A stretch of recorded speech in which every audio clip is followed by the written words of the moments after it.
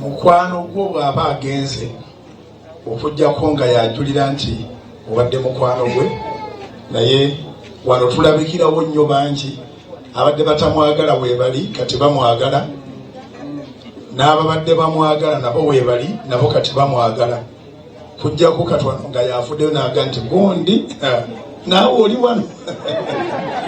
Erinnya lya Mukama lyebazibwe.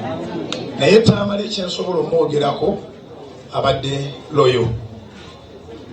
Bw'aba akwagala akwagalira ddala, era bwekuba kulwanira si nze nzekka, ffenna abadde atulwanira. So n'olwekyo tumukubireko mu ngalo wadde nga yeebase. Omulundi bwe yasemba okujja ku Kanani yakola statements nyingi nga zizitowa, naye nga zonna ziraga nti akutte ekkubo lyakutereeza bulamu bwe. Emu ku zo yagamba abaali babuuza nti olokoka ddi, n'abagamba nti ate singa mbadde saagala kulokoka nandikomye wano. So Tamale abadde ayagala Katonda, era nze namutegeera nnyo emyaka mingiko. Netunyumye ne mugamba Tamale obeera olimba nti olina amayembe, oli musajja mugezigezi, naye abantu bakuno era beetaaga balimba. Balimba amayembe, balimba emisambwa, balimba okubayiira obudomola bwa asidi, ewakuba ennyondo n'obujambiya na biki. Tamale abadde mulungi nga gwe weesalirawo ky'otwala mu Tamale. Ayigiriza n'asaaga naye tava ku mulamwa, taddayo ku mulamwa. So tumusaaliddwa era tugenda kwongera okumusaalirwa, naye waffe Masaka gye tuzaalibwa ffenna wadde bagenda bakutulakutulamu, kati nange sikyaliwo e Masaka ndiwo Lwengo, kubanga ndiwo Enkoni bakutulira Kingo mayiro emu obutawera ne bagandi kati bansudde Lwengo, naye era sijjaga nti nzaalibwa Lwengo, nze nzaalibwa Masaka. Kati ne Tamale ab'ekyotera bonna nayo yafuuka disitulikiti, wonna twali Masaka, Sembabule eri yonna. Naye waffe bagamba nti okuzaala kwe kuzuukira. So Tamale alese abaana, amagezi tegasikirwa, naye tuwabulawo kantu muntu kasigaza akalaga nti ono mwana wa Tamale. So tukkirize Katonda nga bwe tukuŋŋaanya abangi bwe tuti, tunoonyenga ku baana bano, kubanga abaana nga bwe ŋŋambye nti wano waliwo abamwagala nga yeka yasobola okuvayo n'aga nti ono abadde ali onaalimba, naye ali wano tanjagala muwadde. Abaana bagenda kufeesinga judgment etabakwatako, nga basinga okweraga, ate bwe banaatuuka bali bagenda basimbira amakuuli. Nsaba tusonyiwe Tamale ffenna abali wano bw'aba yina kye yakukola, kubanga omufuba omusalira omusango naawe olinda lw'olifa. Ekintu kye nnakakasa nti teweetaaga kukola nnyo okukyakiivinga, bakiyita kufa. Okufa tekwetaaga kubanga okola nnyo, nti nga bwe webaka ennyo ojja kulemerwa okutuuka ku kufa, obanga bw'oli musiru tewali ayinza kuwona kufa. So okusonyiwa kintu kikulu nnyo. Abali wano n'abatulaba ku mikutu egy'enjawulo, Tamale asobola okuba nga yakunyiiza, naawe ojjukiranga nti wanyiiza abalala. Abagezi bagamba nti bw'okola bw'oti n'osonga mu mwami Kanaala, kati zino ennya zikomawo eno, olumu lwokka lwe luli eri, ate waliwo olunene nnyo olukulumiriza. Kyala kisajja eba ekulumiriza.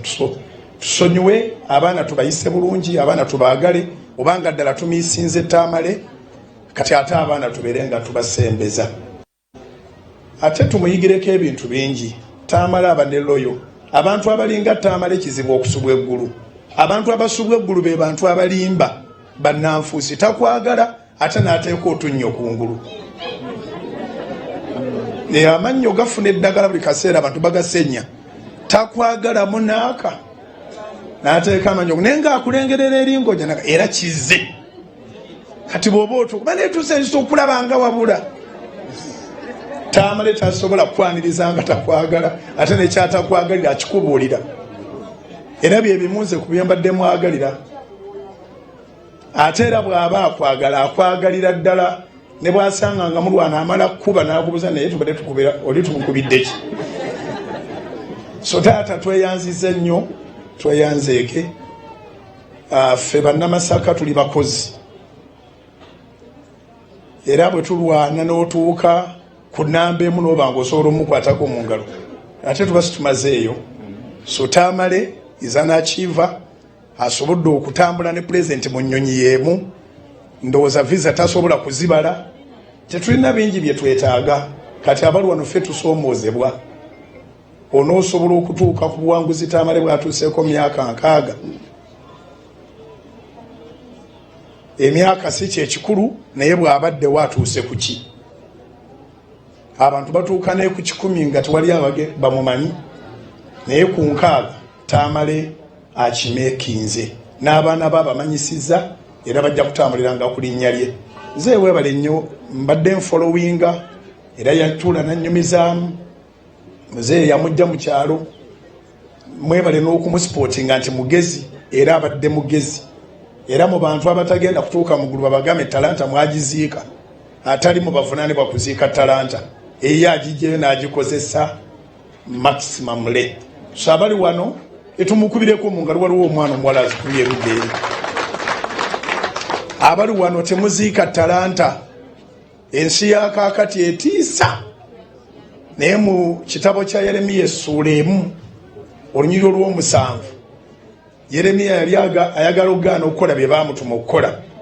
N'amugamba Mukama, ndi mwana muto ate kaakati nsi omuto. N'amugamba sirika, toyogera nti ndi mwana muto. Kye nnaakugamba nga ky'onookolanga, gye nnaakutuma gy'onaagendanga. Mu mulembe gwaffe abantu batya bannaabwe era bannaffe baafuuka ensolo, naye ate bw'oguma nabo batyamu. Sokozesa talanta yo ove mu nsi tukujjukireko ekyo. Mukulu Tamale ebirowoozo byabadde abiteeka nnyo mu bwino era abadde antiisa nti amanyi n'okuwandiika peegi 2. Abagendako okusomera okimanyi nti olisaakinga n'ebitagasa n'obiteeka kuli ekitabo kikole volume naye nga si ge magezi. Tamale bw'aba alina ebigambo nga bya pages, ekitabo kiwedde era agenda kifulumya. So nsaba tunoonye n'ebitabo bya mukulu Tamale tubisome, ajja kusigala ng'ayogera. Omuntu awandiise tafa, omuntu awandiise, omuntu alikodinze ayimbye tafa. Kyemmanyi Tamale ayinza oba alina volume ng'ebikumi 5 oba 1000. So gy'abadde abiprintingira tusaba mu bikube ne mu kuziika tuguleko, omuntu aguleko byaguzeeko. Tamale abadde muntu wa bulijjo nga teerangirirangako nti nabbi, naye abadde nabbi mu ngeri ye, kubanga buli muntu asobola okubeera nabbi bw'aba ayogera ebigambo ne bituukirira. So nga ekintu bwe kibaawo, mujjayo akatabo kange, akatabo volume 17 ke nawandiika emyaka 9 egiyise, n'atula ku TV n'akabasomera. Awandiika kazibe peegi 2. So ayina bye tumuyigirako bingi. Bw'ofuna idea giwandiike, bw'ogiwandiika abalala bagiimplementing, naawe otuukirizeko ky'otuukiriza. So tugenda kuyimirira ne family, tugenda kubanga tubasabira, tugenda kubanga tubasabira. Abaana nagendako ku graduation y'abaana, bammanyi nange mbamanyi, ate we tuli wangu wa kumanya. So oluusi abaana buluusi batulema okunoonya, bavubuka nnyo, naye abavubuka, abaana batamale n'abaana baffe abalala bali wano, munoonye nnyo abantu abakulu be mwenkana nabo tebazimba ng'abantu bakulu. Era ebigambo by'abantu abakulu ab'omulembe guno n'abatulaba namwe mwenna abalikodinga, ebigambo by'abantu abakulu mu bitwale nga bikulu, kubanga nabo bakulu, by'oyitamu babiyiseemu. Ngenda kubanga mpulidde nti gavumenti ebintu yabikozeeko ebisinga obungi, naye ate kyemmanyi ebirala naffe tusobola obikwasaganya ng'abo mu nyumba. So ndeeseyo miliyoni 1 gyenjagala okuwa namwandu ebyetaagisaako abeere ng'abikwasaganya mpolampola. N'obubaka obwo Mukama abankuumire, tuwangaale, tufune okusomozebwa nti bw'oliva mu nsi bali kuŋŋaana bajja kwenyiga. Fuba okolagane n'abantu, musuulire ddala eŋŋombe egamba nti tombuulira bantu.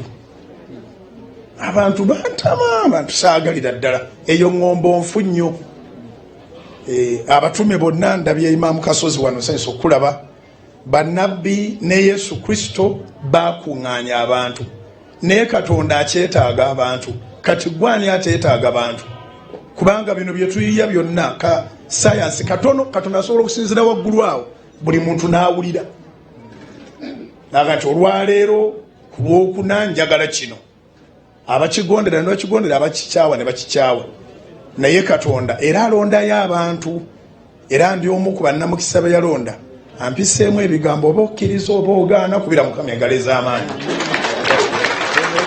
so abantu obeetaaga abantu bagasanga oli mulamu abantu bagasanga ofuddewo bwe tukuŋŋaana bwe tuti waliwo ekitiibwa omugenzi kyafuna n'ab'ennyumba baguma so Mukama bampeera omukisa kandabe akutte ekitabo eyoono nakulabyeko n'ekiro nange waffe bw'osuubiza otuukiririzaawo kiba kiwedde so zijja kuyambako Mukama abagumye abazeemu amanyi muyimise emikono tusabire ku famire eno Katonda wa Ibulayimu ne Isaaka ne Yakobo kitaffe gwe tuyimira maaso nga tuweereza bulijjo gumya famire eno ebigambo byonna ebyogerwa mukulu Joseph Tamale takyabiwulira naye famire eno yeewulira naffe tuwulira buli omu ng'ayogera naye famire eno gisiba amaanyi gigumye okufa kuno kwadda era twali ajja kuwona era yengeri yokka ekutuukako Mukama mu nsi tuli batambuze